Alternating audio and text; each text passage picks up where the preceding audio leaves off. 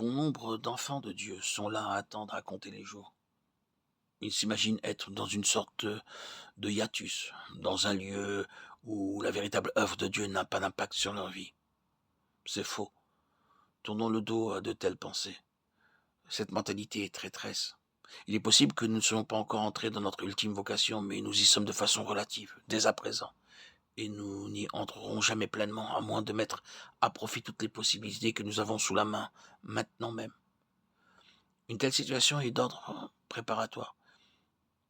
Si le Seigneur venait à nous disant, vois-tu, le temps actuel apparemment sans relief dans le caractère de l'œuvre est néanmoins prévu par moi pour te qualifier en vue d'une grande œuvre que j'en réserve, qui se déploiera au cours d'une année fixée d'avance, et au premier jour de cette année précise, tu t'engageras dans un vaste champ d'action.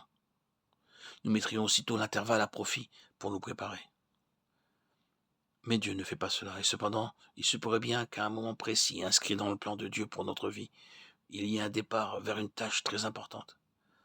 Mais il ne voudrait pas que nos cœurs soient en travail devant lui uniquement en raison de la portion de l'œuvre qui nous attend.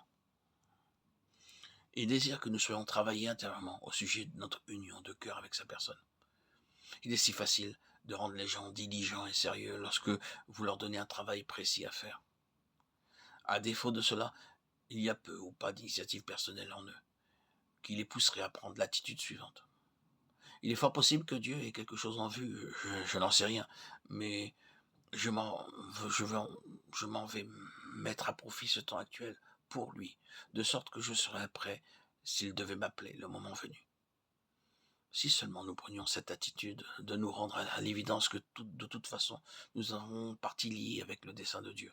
Et si nous nous y appliquions de tout notre cœur, nous découvririons que nous étions déjà en plein dedans.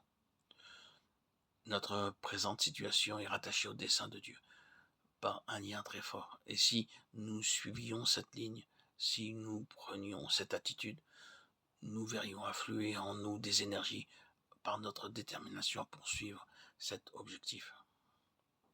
Par manque de vision, le peuple s'en va en morceaux. Ce n'est qu'une autre expression pour dire que la perte ou l'absence de la conscience d'un dessein signifie une perte de puissance.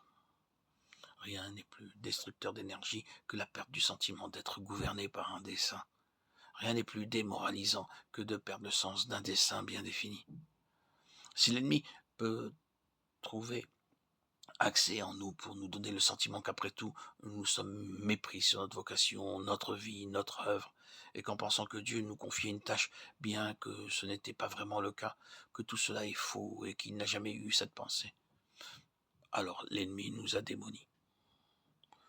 Nous voilà, faibles, impotents, démoralisés, incapables de faire face à quoi que ce soit. Il faut absolument éviter cela. Nous sommes appelés selon son dessein.